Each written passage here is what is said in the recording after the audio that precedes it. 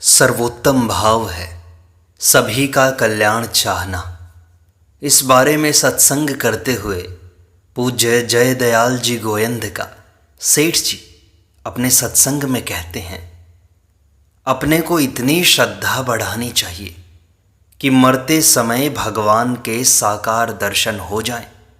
इससे भी और विशेष श्रद्धा हो तो विशेष बात हो।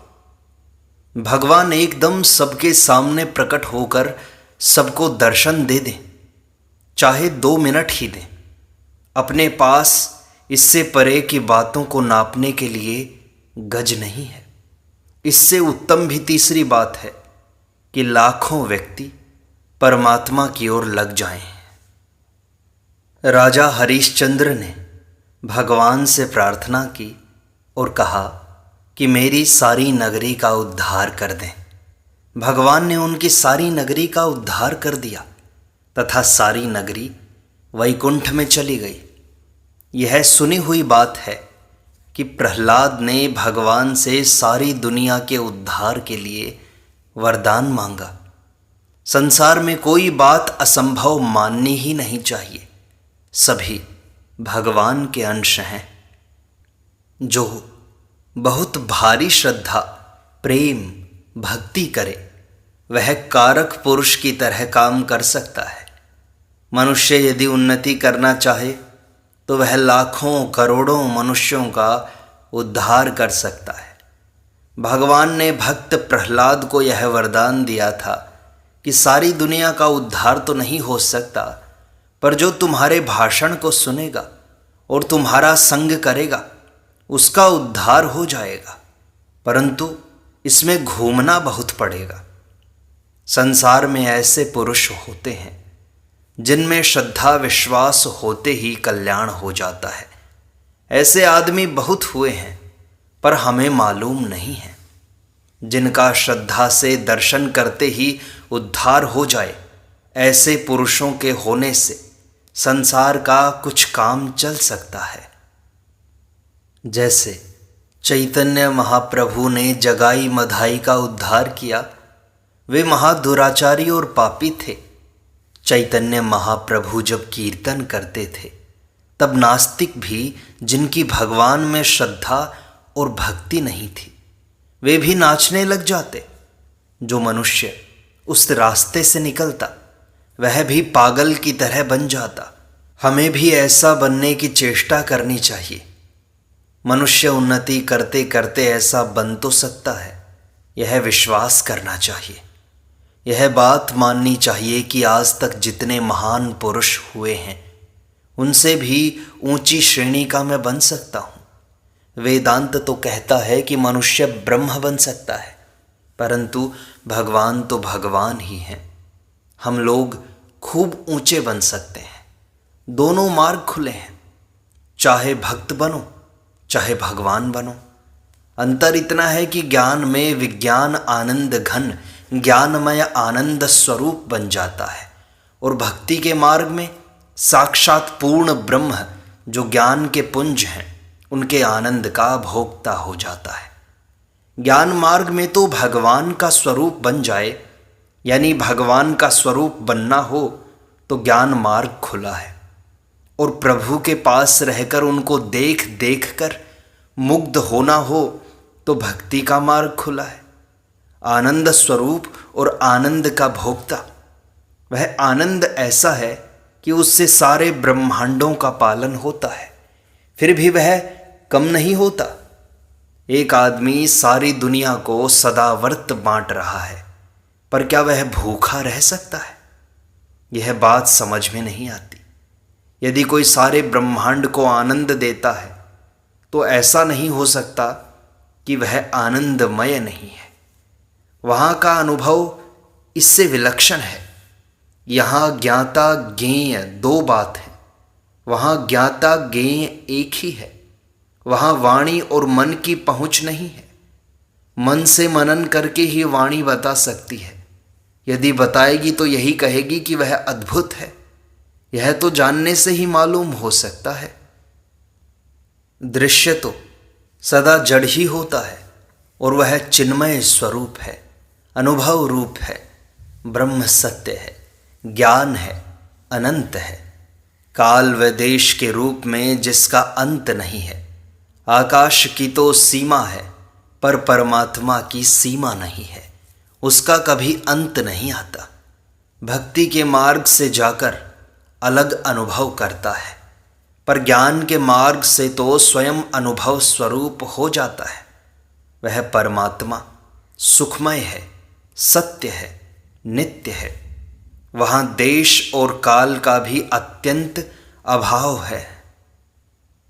जो परमात्मा को प्राप्त होता है वही जानता है।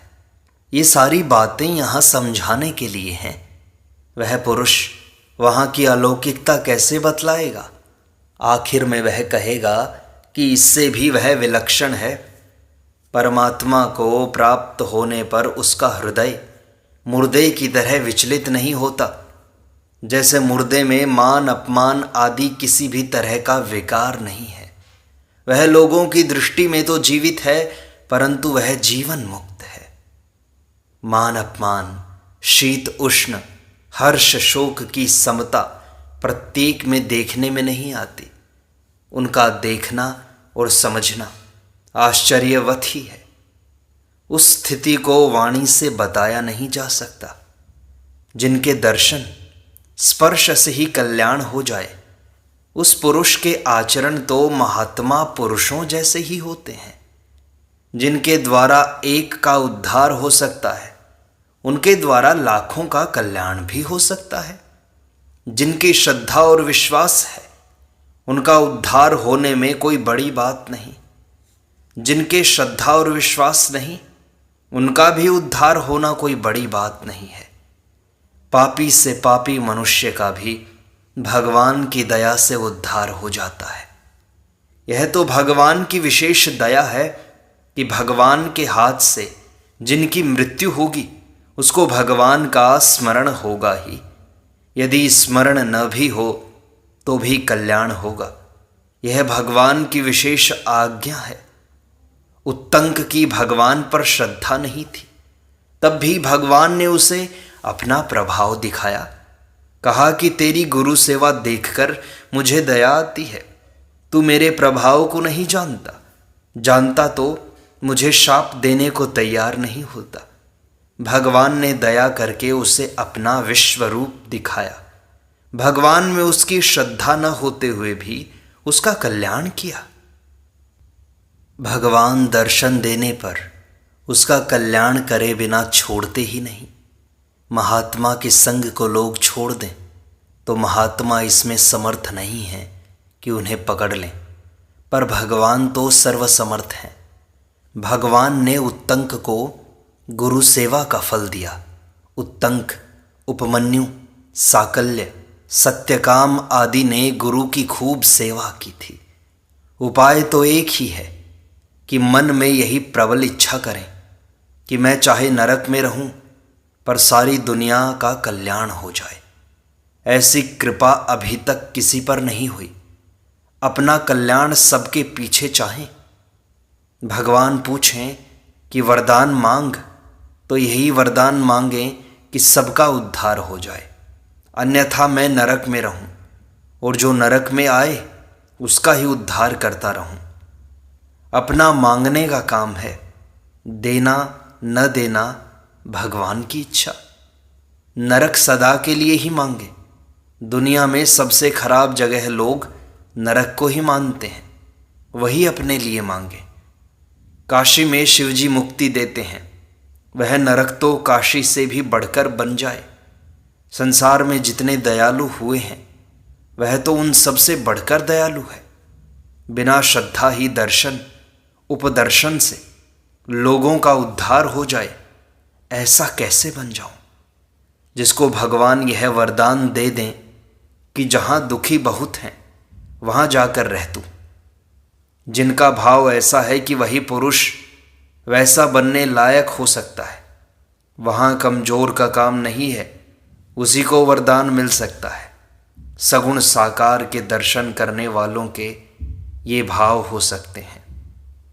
अपने तो सब लोग यही बात ख्याल रखें कि यदि किसी को भगवान मिलें तो यह मांगे कि सबका उद्धार कर दें। यह इच्छा सबसे उत्तम है। मनुष्य जो भी क्रिया करे वह किसी के अर्पण तो करता ही है।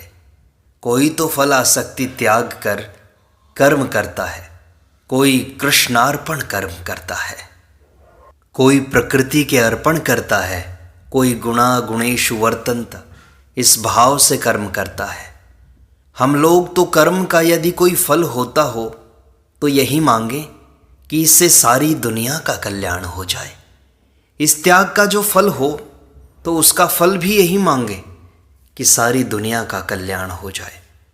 दुनिया का कल्याण मांगने वाले का यह भाव नहीं होना चाहिए कि मेरा भी कल्याण हो जाए।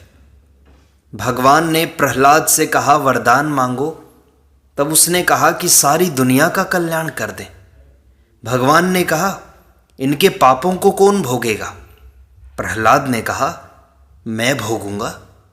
भगवान ने कहा ऐसा तो नहीं हो सकता, पर जिसका तुम्हारे से भाषण, दर्शन, स्पर्श आदि हो जाएगा उन सबका कल्याण हो जाएगा।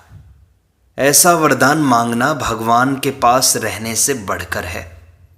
अपना भले ही वियोग रहे परंतु सब जीव भगवान के पास पहुंच जाएं।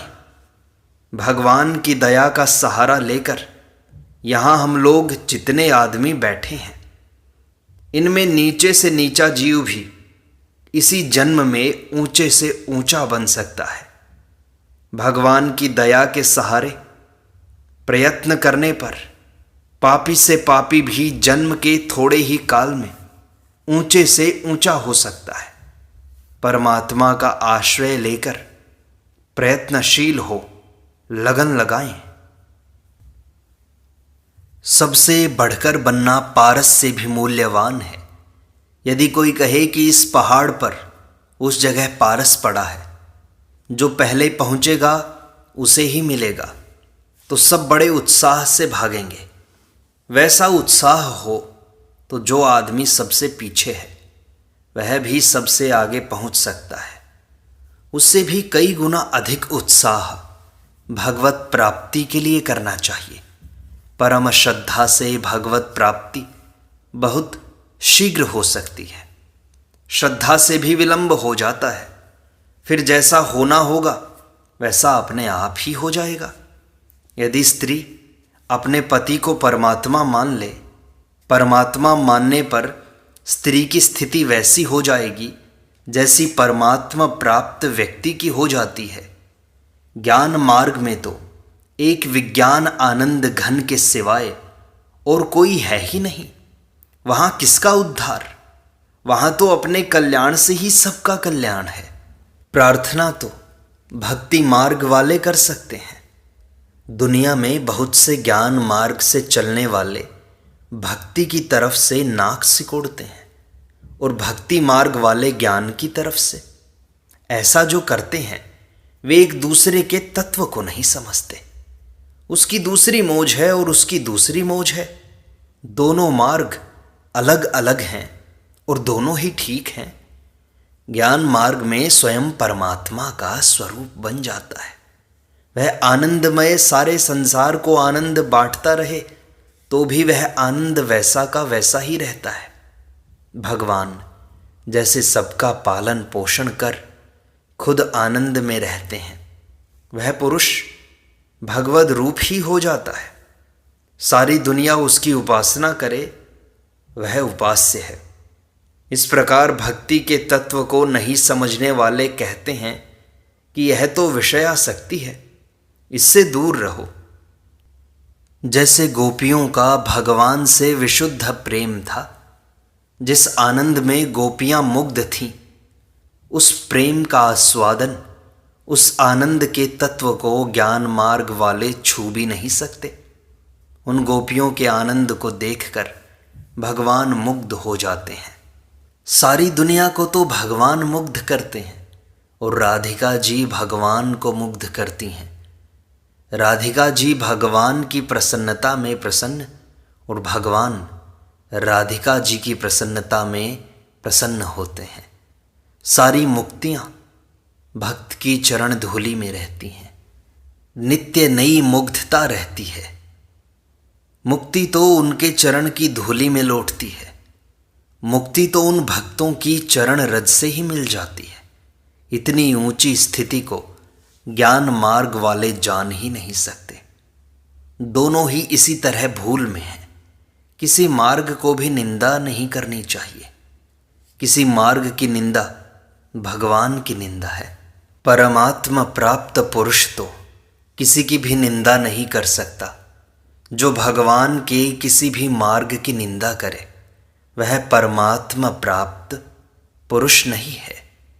जो भी आपको दूसरे के बारे में चुगली करता दिख जाए और खुद को कहे कि मैं भगवान का भक्त हूँ, मैंने भगवान के तत्व को जान लिया है, तो समझना चाहिए यहाँ केवल छल कपट हो रहा है। परमात्मा को प्राप्त पुरुष प्राणी मात्र से घृणा नहीं करता, चाहे वो पशु हो, पक्षी हो या कोई भी जीव हो, किसी से भी वह घृणा नहीं करता। जो इन मार्गों में घृणा करे वह तो द्वेषी है। भक्ति मार्ग वाले ज्ञान मार्ग वाले की निंदा करें, ज्ञान मार्ग वाले कर्म योग वाले की निंदा करें और कर्म योग वाले योग मार्ग वाले की निंदा करें। इस तरह भगवान नहीं मिल सकते। निंदा करने वाला भगवत भक्त और भगवत प्रेमी नहीं हो सकता। परमात्मा प्राप्त पुरुष तो मुसलमान ईसाई के धर्म से भी घृणा नहीं करता। जो इनसे भी घृणा करता है वह भगवत प्राप्त पुरुष नहीं है। जो पुरुष सब भूतों को अपनी आत्मा में और सब भूतों में अपनी आत्मा को देखता है वह किसी से घृणा नहीं कर सकता। ईशावास्योपनिषद में आता है, यस्तु सर्वाणि भूतानि आत्मन्येवानुपश्यति सर्वभूतेषु चात्मानं ततो न विजुगुप्सते। शास्त्र की मर्यादा रखने के लिए जो स्पर्श के योग्य नहीं है उसे स्पर्श मत करो, परंतु उससे घृणा तो मत करो।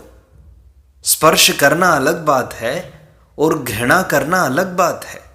घृणा करने से मन में द्वेष की उत्पत्ति होती है, द्वेष से क्रोध पैदा होता है और क्रोध से बुद्धि भ्रष्ट हो जाती है। और आपत्ति काल में यह नियम लागू नहीं है। बीमार अवस्था में अस्पृश्य की सेवा करना भी परम धर्म है। इसके पश्चात शास्त्र की मर्यादा अनुसार स्नान कर लें।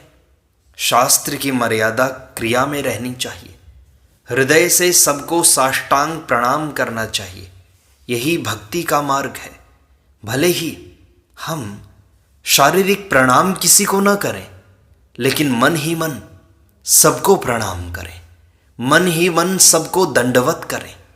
यदि आप ऐसा करते हैं तो आप देखेंगे कि आपके अंदर सबके प्रति एक प्रेम का भाव प्रकट हो रहा है और सबके अंदर आप भगवान का अनुभव करते हैं। तब यह संपूर्ण सृष्टि, ये सारे लोग, ये सारा संसार आपके लिए वासुदेव सर्वम हो जाएगा।